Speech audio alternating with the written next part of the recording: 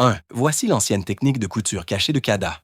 Insérez la première piqûre et tirez-la aussitôt. Insérez la deuxième, enroulez le fil autour de l'aiguille et tirez. Puis, insérez la troisième juste à côté, enroulez le fil et tirez encore. Répétez ces étapes. Cette technique de couture invisible serait le fruit du travail de toute une vie de CADA. Elle servait autrefois à suturer les plaies. Son ingéniosité réside dans le fait que les points restent totalement invisibles après couture. C'est pourquoi elle était utilisée par le ministère de la Santé, du Travail et du Bien-être pour réparer les vêtements déchirés, ajuster la longueur des pantalons ou corriger les manches. J'admire profondément la sagesse des anciens. 2. Voici comment on recoud les déchirures d'une doudoune. Aujourd'hui, je vais t'apprendre une nouvelle méthode pour réparer les trous. Avec un peu de patience et de concentration, tu peux raccommoder n'importe quelle déchirure. C'est simple, pratique et élégant. Un savoir-faire inestimable. Une fois terminé, observe le résultat. On dirait un vêtement prêt à durer encore 40 ans.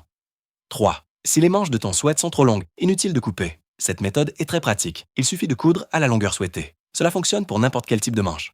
Enfin, tire légèrement sur le fil pour raccourcir proprement la manche.